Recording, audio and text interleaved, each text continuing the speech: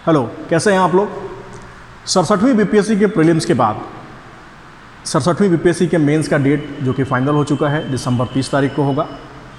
हमारे पास बहुत सारे स्टूडेंट्स के रिक्वेस्ट आ रहे हैं कि सर आप मेंस के रिगार्डिंग टॉपिक्स को आप यूट्यूब चैनल पर डालिए। हमारे पास बहुत सारी वजहें हो जाती हैं जिसकी वजह से हम कई बार यूट्यूब चैनल पर वीडियो बना के नहीं डाल पाते हैं। एक तो हमारा सेटअप जो है वो ऐसा स्टूडियो टाइप नहीं है कि हम एक बहुत अच्छे से शूट कर पाएँ उसको, लेकिन हमारे जितने भी रिसोर्सेज हैं हम चाहते हैं कि आप तक पहुँचें, समय समय पर पहुँचें। आज एक ऐसे ही टॉपिक को लेकर हम आपके सामने आए हैं जिसको मैंने बहुत गौर से समझा है, देखा है, जाना है, और मैं समझता हूँ कि इसके ऊपर बातचीत करना बहुत ज़रूरी है कि आखिर क्या रीज़न है कि स्टूडेंट्स जो हैं वो बीपीएससी और यूपीएससी की परीक्षा को फेल कर जाते हैं और उनका रैंक नहीं आता है, या रैंक आता भी है तो वो कहीं ना कहीं कम रैंक आता है, या कई बार वो एक ऐसी विशियस साइकिल में फंस जाते हैं जहाँ पे वो केवल प्रीलिम्स की तैयारी करते रहते हैं या केवल मेंस की तैयारी करते हैं, या उनको लगता है कि कहीं ना कहीं उनकी पर्सनालिटी में कोई कमी है। मतलब ये एक ऐसा चक्रव्यूह बन जाता है जिससे वो बाहर नहीं निकल पाते हैं स्टूडेंट्स। तो इसके ऊपर मैं आज बात करने आया हूँ अपने उन विद्यार्थियों के लिए जो काफ़ी सिंसियर हैं, जो इस चीज़ को समझते हैं कि उनको फाइनल सिलेक्शन लेना है, जो ये नहीं समझते हैं कि केवल प्रीलिम्स या रिटन निकाल देना या इंटरव्यू भी अगर निकाल देता हूँ तो मैं अगर अच्छे रैंक से नहीं निकाल पाता हूँ तो भी एक व्यर्थ चला जाता है, क्योंकि मुझे फिर अगले साल पढ़ाई करनी ही पड़ती है। तो इस चीज़ को समझाने के लिए मैं आपके सामने आया हूँ। आप इस चीज़ को थोड़ा सा टाइम दीजिए और थोड़ा सा समझिए। देखिए, आज के डेट पे हमारे पास एक लिस्ट तैयार है, एक शेड्यूल तैयार है। ये शेड्यूल क्या कहता है कि 67वीं बीपीएससी का जो प्रीलिम्स है ये हो चुका है, 30 सितंबर 2022 को हुआ था जहाँ तक मुझे याद है। इसका रिटर्न 30 दिसंबर 2022 को प्रस्तावित है। अब ये 2 दिन 3 दिन 4 दिन तो चलेगा। अब ये आयोग कैसे लेगा मुझे पता नहीं, ये 2 दिन में लेगा, एक ही दिन में ले लेगा, क्योंकि डेट तो एक ही डली हुई है। इंटरव्यू मार्च अप्रैल मई मान के चलो 2023। अगर 68वीं की बात करो तो 68वीं का भी इन्होंने 8 जनवरी को मेरे ख्याल से कैलेंडर में डेट दिया हुआ है 2023 को। और इस हिसाब से अगर देखें, जिस हिसाब से काम होता है कि मार्च अप्रैल मई 2023 के इसी में इस मैक्सिमम मई महीने के आते आते ये रिटर्न ले लेंगे और मैक्सिमम सितंबर महीना में ये इंटरव्यू कंडक्ट करवा देंगे 68वीं का। 69वीं का देखो तो उन्होंने कहा है कि इसी साल लेंगे, माने 2023 में ही लेंगे। तो 2023 में ये एट मैक्स इस शेड्यूल के हिसाब से अप्रैल मई जून तक जा सकते हैं। रिटर्न के लिए अगस्त सितंबर या अक्टूबर तक जा सकते हैं, और इंटरव्यू के लिए जनवरी फरवरी या मार्च अगले साल माने 2024 तक जा सकते हैं। ये शेड्यूल बहुत ही फंसा हुआ शेड्यूल है। इस तरह का शेड्यूल आयोग को नहीं देना चाहिए। स्टूडेंट्स को बहुत डिफ़िकल्टी होगी तैयारी करने में। इसको ऐसे समझो कि जब आप 67वीं की रिटर्न की तैयारी कर रहे हो उसी वक्त सर पे 68वीं के प्रीलिम्स की तलवार भी लटक रही है। जब आप इसके इंटरव्यू की तैयारी कर रहे हो तो 68वीं की रिटर्न की तलवार लटक रही है। इसके रिटर्न की तैयारी कर रहे हो तो 69वीं के प्रीलिम्स की तलवार लटक रही है। वैसे ही जब आप 68वीं के लिए इंटरव्यू की तैयारी कर रहे हो तो उसके 69वीं के मेंस की तैयारी रिटर्न की तलवार लटक रही है। तो ऐसी परिस्थिति में एक स्टूडेंट कैसे तैयारी करे, कब किस चीज़ को पढ़े, आखिर प्रीलिम्स की तैयारी कब करे, रिटर्न की तैयारी कब करे, इंटरव्यू की तैयारी कब करे सॉरी, क्योंकि हमारे स्टूडेंट्स को तो आदत है ही नहीं कि एक साथ तैयारी करें। महारथी लोग वो तो एक बार में एक तैयारी करते हैं, माने एक बार प्रीलिम्स पढ़ लेंगे, प्रीलिम्स खत्म हो जाएगा तो मेंस पढ़ेंगे। भाई प्रीलिम्स ही नहीं निकलेगा तो मेंस कैसे देंगे। तो सबसे पहले तो फोकस प्रीलिम्स पे करना है। और बताने वाले लोग भी बहुत सारे ऐसे हैं जो कहते हैं भाई ऐसा करो कि इतने नंबर आ जाए तो प्रीलिम्स की तैयारी करना, इतने से ज़्यादा आ जाए तो मेंस की तैयारी करना, है कि नहीं। क्योंकि अगर प्रीलिम्स ही नहीं निकलेगा तो मेंस कैसे दोगे, और अगर रिटर्न ही नहीं निकलेगा तो इंटरव्यू कैसे दोगे।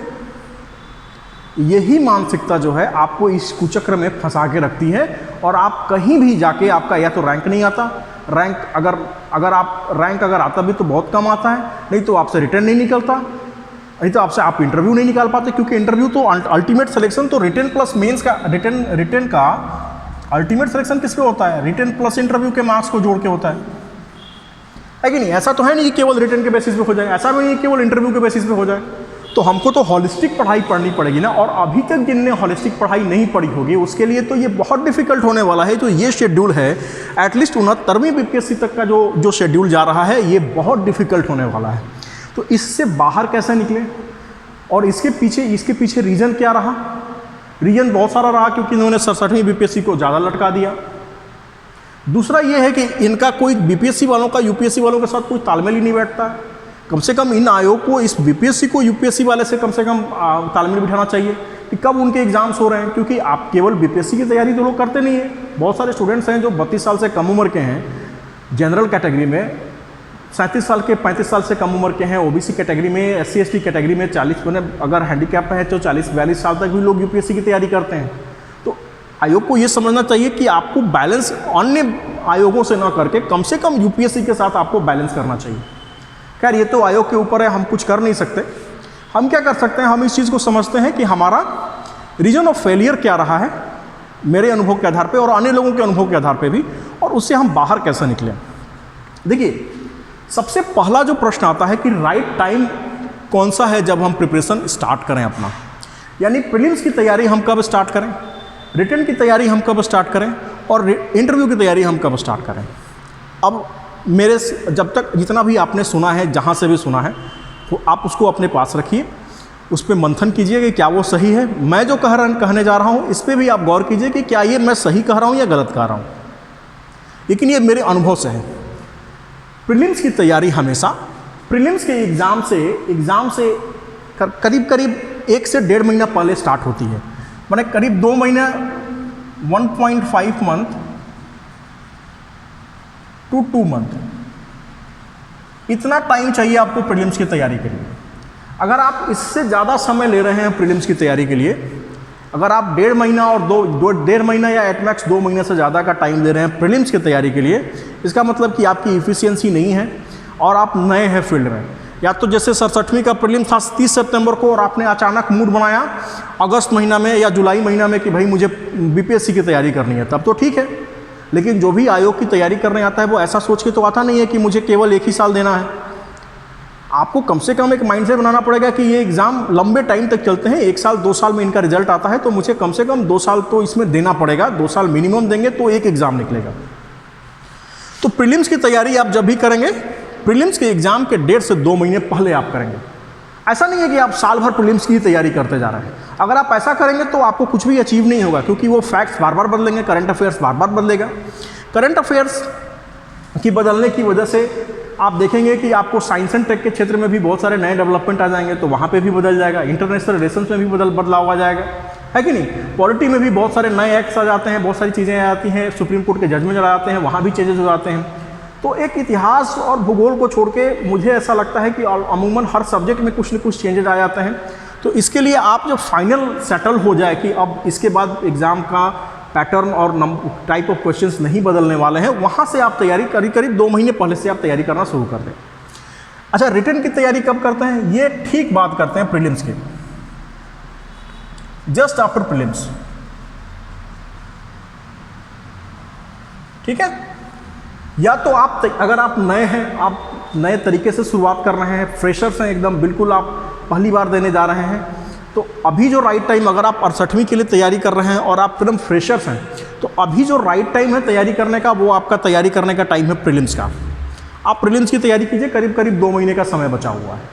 लेकिन अगर आप एक वेटरन है जिसमें आपने 2 साल 3 साल 4 साल दिया हुआ है और फिर भी आपका सिलेक्शन नहीं हो पा रहा है, ऐसी परिस्थिति में मेरी सलाह आपको रहेगी कि आप प्रीलिम्स हो चुका है, आप रिटन की तैयारी कीजिए, आप इसकी तैयारी भूल जाइए। आप 68वीं प्रीलिम्स की तैयारी मत कीजिए अभी। 68वीं प्रीलिम्स की तैयारी करने का टाइम, चूंकि आपने 67वीं ऑलरेडी प्रिपेयर किया हुआ है, बहुत हद तक करंट अफेयर्स आपका सितंबर महीने तक का कवर होगा।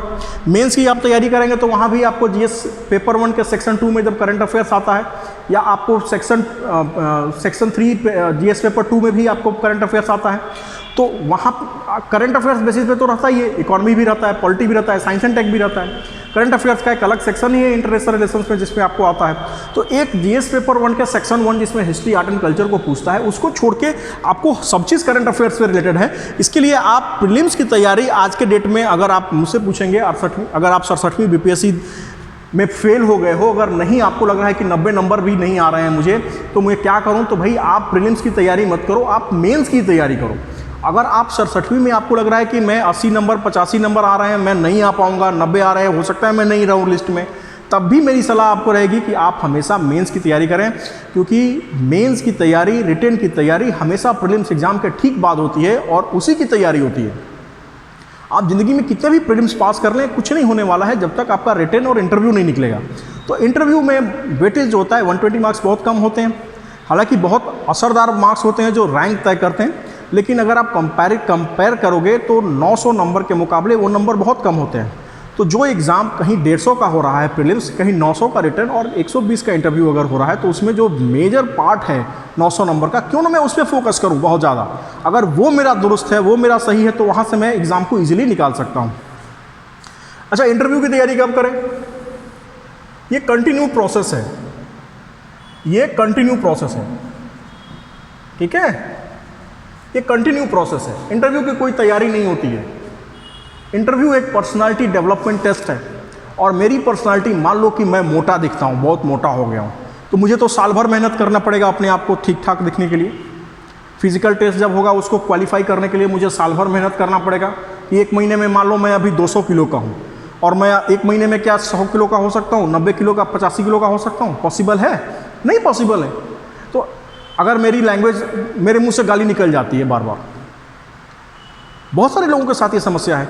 अच्छा, बहुत सारे लोगों के साथ समस्या है कि वो कम्युनिकेट नहीं कर पाते हैं, दिखने में अच्छे हैं लेकिन शाई नेचर के हैं, लोगों से सामने आते हैं तो नर्वस हो जाते हैं, बात नहीं कर पाते हैं, अपनी बात अच्छे से रख नहीं पाते हैं। तो ये चीज़ें तो आपको एक कंटिन्यूटी में रखनी पड़ेगी, इसको हर और हमेशा इस पर काम करना पड़ेगा। अच्छा, अब बात करते हैं कि इंटरव्यू में सर हम जाते हैं तो हमको किसी को ज़्यादा नंबर, किसी को कम नंबर, रिटर्न में अच्छा होने के बाद भी उनको कम नंबर। यही वजह है कि आपने पर्सनालिटी पे काम नहीं किया, आपने फैक्ट्स और डेटा पे काम किया। फैक्ट्स और डेटा आपको याद हो, आपको घर परिवार का सब याद हो, अपना इंट्रोडक्शन याद हो, आपको अपने ऑप्शनल से रिलेटेड चीज़ें बहुत अच्छे से याद हो, सारी चीज़ें याद हो, आप उसको रिप्रेजेंट ही नहीं कर पाओ, बता ही नहीं पाओ, तो आपको नंबर वो कैसे देगा? ये बात समझ में आ रही है?